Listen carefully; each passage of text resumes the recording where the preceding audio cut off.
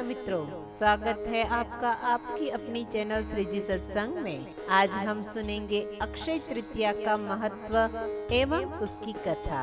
अक्षय तृतीया या अखात्रिज वैशाख मास के शुक्ल पक्ष की तृतीया की तिथि को कहा जाता है।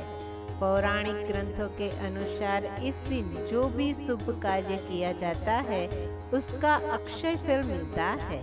इसी कारण से उसे अक्षय तृतीया कहा जाता है।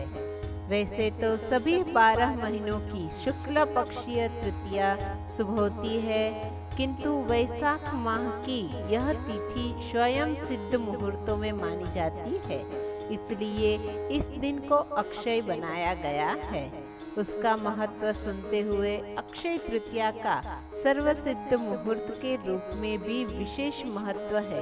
मान्यता है कि इस दिन बिना कोई पंचांग देखे कोई भी शुभ या मंगल कार्य किए जा सकते हैं।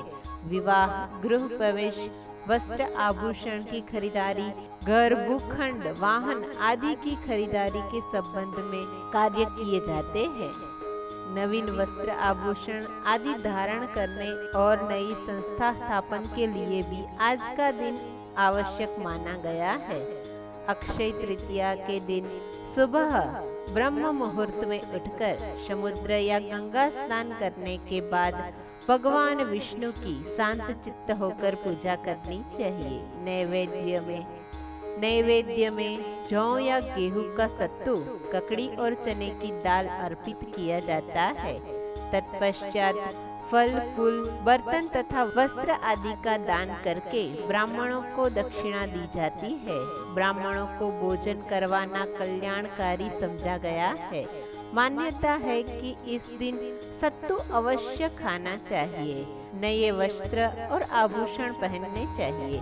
गौ, भूमि, स्वर्ण पात्र इत्यादि का दान भी इस दिन किया जाता है।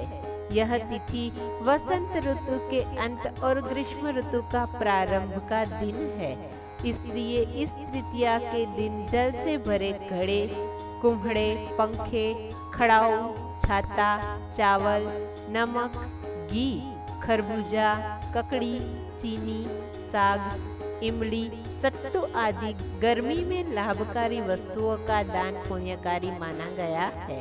इसके पीछे यह कहा गया है कि इस दिन जिन जिन वस्तुओं का दान दिया जाता है वे समस्त वस्तुएं स्वर्ग या अगले जन्म में हमें प्राप्त होती है। इस दिन लक्ष्मी नारायण की पूजा, माता सरस्वती की पूजा और श्री लक्ष्मी देवी की पूजा विशेष रूप से की जाती है। उसकी पूजा में सफेद कमल या सफेद गुलाब का उपयोग किया जाता है। इस दिन किया हुआ लक्ष्मी स्तवन पाठ एवं लक्ष्मी अष्टोत्तर नामावली का पठन अवश्य करना चाहिए।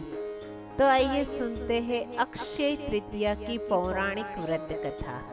प्राचीन काल में सदाचारी तथा देव ब्राह्मणों में श्रद्धा रखने वाला धर्मदास नामक एक वैश्य था। उसका परिवार बहुत बड़ा था, इसलिए वह सदैव व्याकुल रहता था। उसने एक ब्राह्मण से कभी इस व्रत के बारे में सुना था। कालांतर में जब यह पर्व आया तो उसने गंगा का स्नान किया, विधि पूर्वक देवी देवताओं की पूजा की।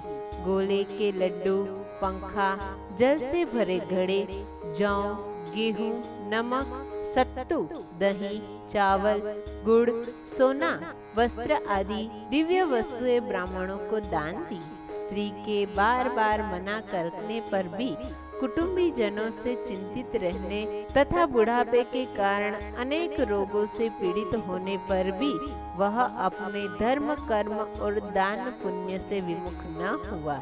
यही वैश्य दूसरे जन्म में कुशावती का राजा बना। अक्षय तृतीया के दान के प्रभाव से ही वह बहुत धनी तथा प्रतापी बना। वैभव संपन्न होने पर भी उसकी बुद्धि कभी धर्म से विचलित नहीं हुई। अक्षय तृतीया के दिन इस कथा के श्रवण से अक्षय पुण्य फल की प्राप्ति भी होती है। जय श्री कृष्ण। मित्रों, हमारी इस चैनल को लाइक, शेयर और सब्सक्राइब करना न भूलिएगा। जय श्री कृष्ण।